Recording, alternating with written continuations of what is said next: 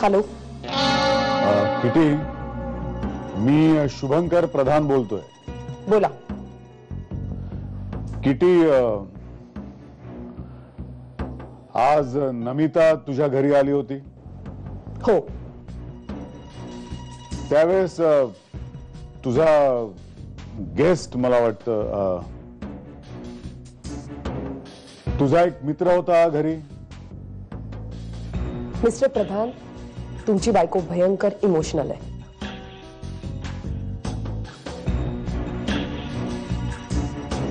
त्यामुळे कधी कधी त्या सिंपल एटिकेट्सही पाळत नाहीत. पण मला तुमच्याकडून ही अपेक्षा नव्हती. तुम्ही पण मला माझ्या गेस्ट बद्दल विचारताय.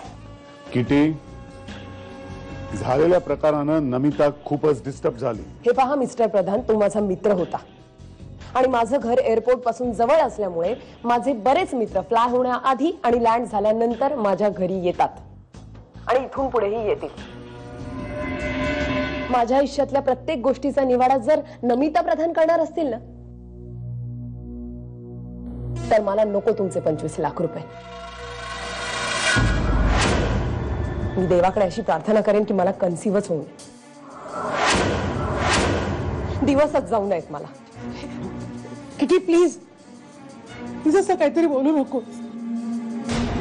I am sorry. I am extremely sorry.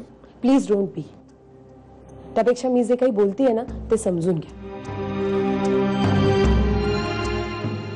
I am sorry.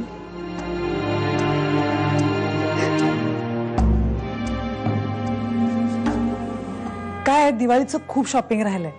मानना पण साडी घ्यायची. साडी खरेदीच्या वेळेला एकीला दोघी असल्या तर बरं पडतं म्हणून.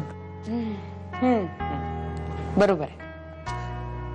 खर तर ना मी तर शॉपिंगला माना पण घेऊन जाऊ शकते, पण त्यांना साडी म्हणजे त्यांना एक सरप्राईज आहे ना.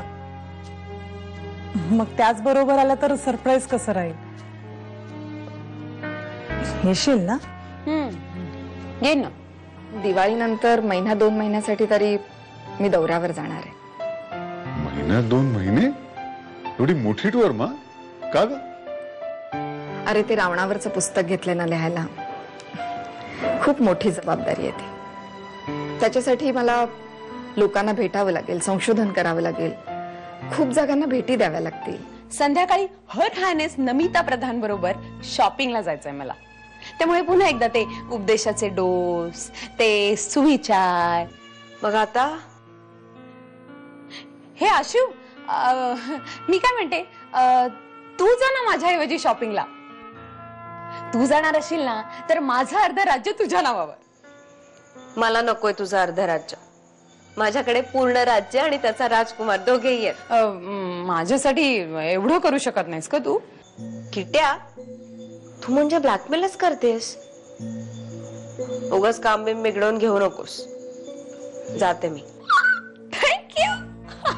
मा, तुझं म्हणणं पटतंय, कळतंय सुद्धा, पण खरं सांगू, मला काळजी तुझी नाही, माझी वाटते. का? काय झालं? किटीची प्रेग्नन्सी कन्फर्म झाली की ती राहायला इथे येईल. नमिता कशी वागेल का तिच्याशी? तिचं आणि किटीचं एकमेकींशी जमेल की नाही? दोघी एकमेकींना ऍडजस्ट करतील की नाही? काही कळत नाही का? रोहनचे आई बाबा येत आहेत मुंबईत आणि त्यामुळे कसं सांगू तुम्हाला आता. म्हणजे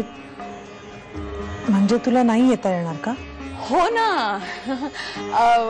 पण अश्विनी यायला तयार आहे तुमच्या बरोबर. मी बोलले ना तिच्याशी. अश्विनी? हो, चालेल ना. चालेल ना. म्हणजे काय ते मला रोहनच्या आई बाबांना भेटायला जावं लागणार आहे.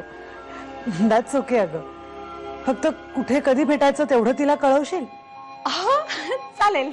थँक्यू. अश्विनी,